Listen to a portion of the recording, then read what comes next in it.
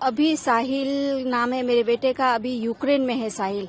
साहिल को Russian government ने forcefully Ukraine और रसिया की वॉर में धकेला गया है साहिल को, और साहिल ने यूक्रेन में जाते ही पहले दिन ही सरेंडर कर दिया था। अभी साहिल यूक्रेन में है और यूक्रेन गवर्नमेंट उसका खाना पीना सब कुछ अच्छा से ध्यान रख रही है। उसका इलाज भी कराया जब वो बीमार हो गया था तब। और हम अपनी गवर्नमेंट से रिक्वेस्ट करते हैं कि साहिल को जल्दी इंडिया लाया जाए। हमने सब जगह अर्जी भी डाली है। मैं खुद दिल्ली गई थी, वहाँ पे विदेश मंत्रालय में, राष्ट्रपति भवन में अमित शाह से मिलने गई, उनके ऑफिस में गई थी।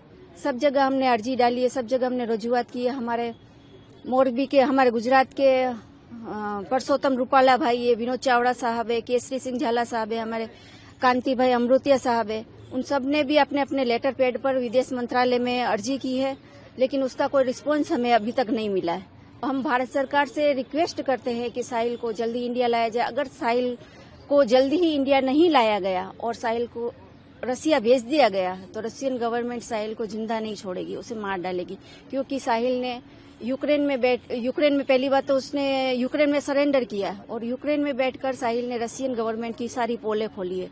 उसने बोला कि किस तरह से ड्रग्स केस में फंसाकर भोले भाले मासूम बच्चों को जेल में डाला जाता है। जेल में डालने के बाद में उसने वॉर में इस्तेमाल किया जाता है। बहुत सारे हमारे इंडिया के बच्चे मारे भी जा चुके हैं यूक्रेन और रसिया की वॉर में। तो मैं रिक्वेस्ट करती हूँ हमारे भारत सरकार से, और हमारी भारत सरकार भी जल्दी कोशिश कीजिए साहिल को इंडिया लाने के लिए। क्या कारण है कि अभी तक इतनी अर्जियों के बावजूद कोई एक्शन नहीं लिया गया है? अब ये तो भारत सरकार को पता, ये मुझे भी नहीं पता। मैं जानना चाहती हूँ क्यों नहीं लाया जा रहा। मेरा बेटा कोई आतंकवादी नहीं है, कोई क्रिमिनल नहीं है, उसने कुछ भी नहीं किया है। सब जानते हैं, यूक्रेन गवर्नमेंट जानती है और हमारी भारत सरकार भी जानती है, और यूक्रेन गवर्नमेंट का पूरा सपोर्ट है हमें। यूक्रेन गवर्नमेंट के बहुत सारे मैसेज भी आ चुके हैं, वो देना भी चाहती है साहिल को। उन्होंने साफ तौर पर बोला है कि आप अपनी गवर्नमेंट को बोलिए कि साहिल की कस्टडी ले, तो हम लेने के लिए तैयार है, साहिल को इंडिया देने के लिए तैयार है। लेकिन हमारी भारत सरकार क्यों लेना नहीं चाहती? क्यों अगर एक फोन करेगी तब भी यूक्रेन गवर्नमेंट देने के लिए तैयार है? तो मैं भारत सरकार से रिक्वेस्ट करती हूँ कि मेरे बेटे को जल्दी लाया जाए। साहिल मेरा एक ही बेटा है, मैंने उसी के पीछे पूरी जिंदगी निकाली है। मैंने उसके लिए सेकंड मैरिज भी नहीं की, मेरा डिवोर्स हो चुका है। साहिल जब 19 साल की थी और साहिल मेरे पेट में था, तब मैं मेरी मम्मी के घर आई हूँ। तब से मैंने दूसरी शादी भी नहीं की है साहिल के लिए।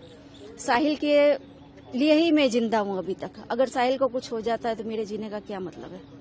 इसलिए मैं भारत सरकार से रिक्वेस्ट करती हूँ कि मेरे बेटे को जल्दी से जल्दी इंडिया लाया जाए। वो निर्दोष है, बेकसूर है।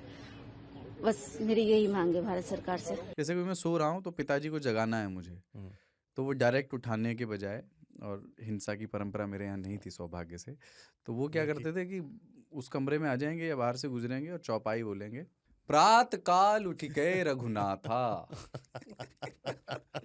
मात पिता गुरु नावहि माता। कभी कभी मैं गुस्से में उठ करके अरे पापा चरण स्पर्श किया और सो गया। मैंने कहा अब मत उठाना।